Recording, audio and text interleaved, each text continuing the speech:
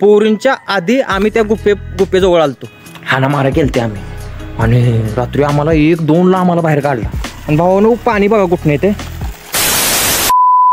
हे मंदिर आहे आणि त्याच्या साईडला का नाही हे मंगलधाम आहे, म्हणजे हे हॉल आहे बघा एक.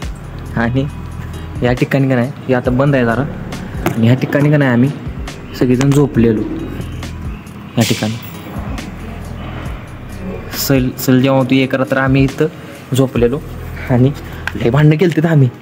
आम्हाला रात्री आम्हाला बाहेर काढलेला नांगा करतोय म्हणून शिपाईनं आम्हाला बाहेर काढलेलं रात्री. हाना मारा केलते आम्ही रात्री, ह्याला मार त्याला मार. आणि रात्री आम्हाला 1-2ला आम्हाला बाहेर काढला. आणि गारट्यात का नाही आम्ही इथं गेलो आणि ह्या ठिकाणी शेकोडी गेली. शेकोडीपाशी जाऊन शिकत बसलो आणि परत 1-2 तासानं आम्हाला आत घेतला त्यानं. तर अशी स्टोरी या मंगलभवनची आहे.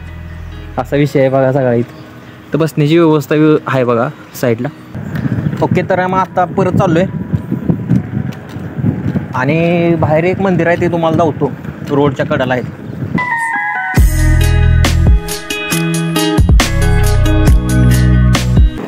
तर इथून एक आपल्याला वरती जायला एक रोड आहे. वरती सिद्धेश्वर नामक देवस्थान आहे. तर त्या देवस्थानाकडे आपण जाऊया आणि ते मंदिर बघूया.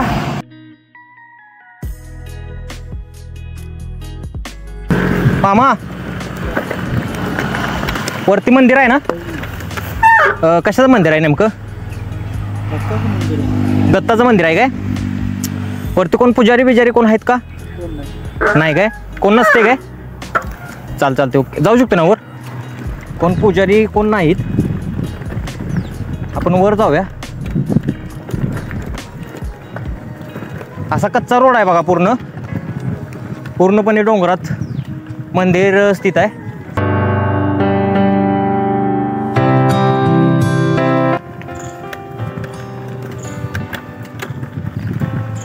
तर भावानो वरती आलोय आणि तुम्हाला मंदिर दावतो कसं आहे मंदिर नेमकं. हे बघा मंदिराचा परिसर बघा फक्त. आणि इकडून आलोय. वा यार, खतरनाक परिसर आहे भाई. पूर्ण डोंगर आहे यार साईडनं. आणि इकडच्या साईडला विहीर आहे.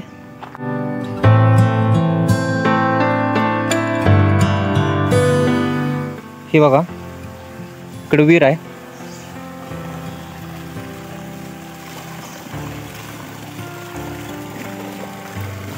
आणि भावानो पाणी बघा कुठून येते. पाणी वरून येते यार.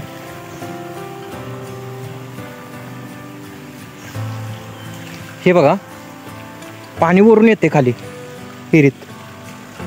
आणि 12 महिने पाणी असते, कंटिन्यू पाणी असते. इकडच्या साईडला पण आहे मंदिर वाटतं, आपण बघू. श्री क्षेत्र सिद्धेश्वर. ही राहण्याची काहीतरी सोयी आहेत पुजाऱ्यासनी, पण आता मला वाटतं कोणी नाही इथं.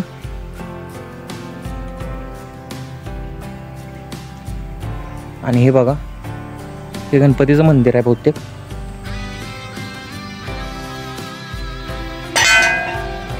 गणपती बाप्पा मोर. आणि खाली पाणी आहे बघा, कुंड आहे. आणि कुंडामध्ये गणपती श्री दत्त महाराज यांची समाधी आहे. आणि साईडनं असा नजारा आहे.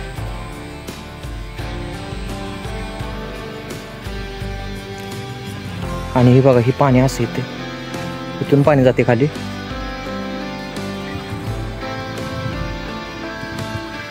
तर तिथं देवस्थान आहे, तिथं बघू. तर त्या महाराजांनी सांगितलेले की 20-25 वर्ष झाले की इथं कोणी म्हणजे राहत नाही. तर हे गाव देवत होतं आधी. नरंद्यामध्ये जे मंदिर आहे तेच आता गाव देवत आहे. तर भावांनो इथली स्टोरी काय आहे तुम्हाला सांगतो. तर दुसऱ्या दिवशी सकाळी आम्ही इथं आलतो मंदिराला भेट देण्यासाठी. आणि आमचे एक शिक्षक होतं, विज्ञान शिकवत होतं ते. आणि त्यांनी एक स्पर्धा घेतलेली. काय स्पर्धा घेतलेली तुम्हाला सांगतो. ती मुलींच्यासाठी का नाही. हा बघा इकडच्या साईडला एक रूट आहे वरती जाण्यासाठी. हे बघा इकडून वरती जाऊ शकतो आपण. आणि इकडं बाकी दुसरीकडे कुठंच रोड नाही. तर त्यांनी स्पर्धा काय लावलेली की मुलींनी इथनं जायचं वरती आणि मुलांनी इथनं जायचं. कुठनं बघा इथनं आम्ही वर गेलतो डोंगराव आणि पूर्ण डोंगर आम्ही चक्कर मारलेला पूर्णपणे. आणि इथे एक गुफा आहे वर, तर त्या गुफेपासून आम्ही आलतो. तर तुम्हाला पटणार नाही विषय काय झालता.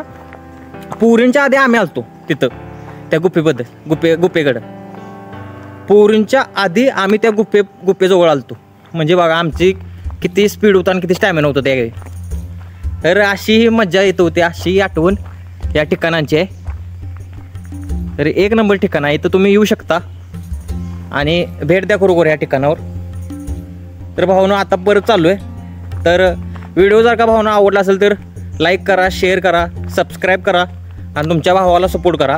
माझं व्हिडिओ हे फोटो तुमच्या मित्रांनी शेअर करा, कारण त्यासनी पण जरासं कळू दे की ठिकाण कुठं काय आहे ते.